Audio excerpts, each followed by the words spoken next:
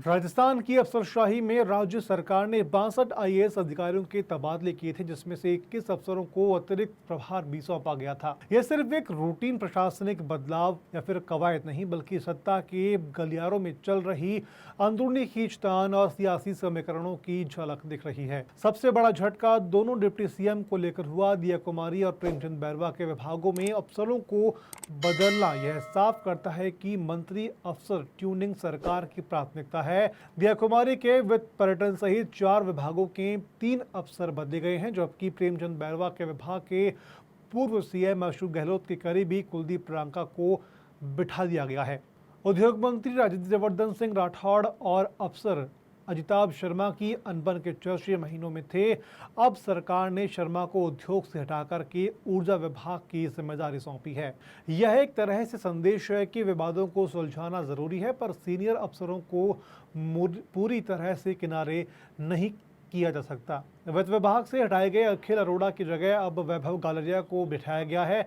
अरोड़ा को जलदाय विभाग दिया गया है, जबकि गालरिया को जयपुर मेट्रो जैसी अतिरिक्त जिम्मेदारी भी सौंपी गई है।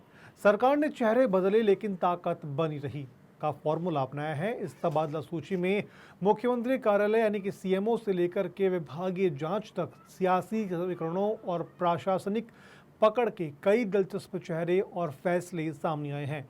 मुख्यमंत्री के सबसे विश्वस्त अधिकारियों में गिने जाने वाले शिखर अग्रवाल को न सिर्फ उनकी वर्तमान भूमिका मुख्यमंत्री कार्यालय में बरकरार रखा गया है, बल्कि अब उन्हें रीको का अध्यक्ष भी बना दिया गया है। वहीं सीएमओ में ही तैनात संदेश नायक को अब राज्य के प्रचार प्रसार विभाग, सूचना एवं जनसंपर्क विभाग का आयुक्त भी बनाया गया है। सीएमओ से हटकर आलोक गुप्ता को दिया गया है प्रमुख सचिव, उद्योग विभाग का प्रभार।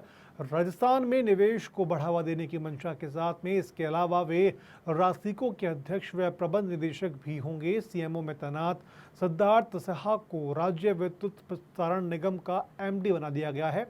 ये सरकार के ऊर्जा एजेंडे की दिशा में बड़ा कदम माना जा रहा है। डिप्टी सीएम दिया कुमारी और उनके विभागों में ट्यूनिंग न बनने पर रवि जैन को पर्यटन सचिव पद से हटाकर के स्वायत्त शासन विभाग भेजा गया है, तो वहीं पर राजेश यादव को नया पर्यटन सचिव बनाया गया है।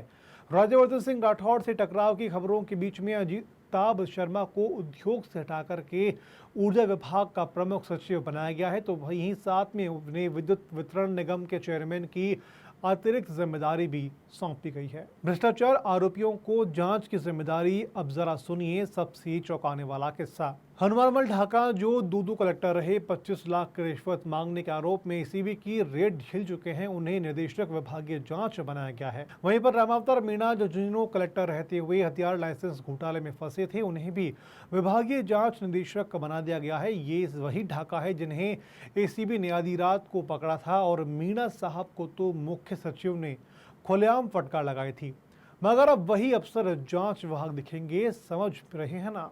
फाइनेंस से जलदाय विभाग में शिफ्ट अखिल अरोड़ा लंबे समय तक वित्त विभाग में बने रहे हैं। अखिल अरोड़ा को हटाकर के जलदाय विभाग की जिम्मेदारी दी गई है। वहीं पर वैभव गालरिया को नया प्रमुख वित्त सचिव बनाया गया है। उन्हें जयपुर मेट्रो कॉरपोरेशन का अध्यक्ष भी बनाया गया है।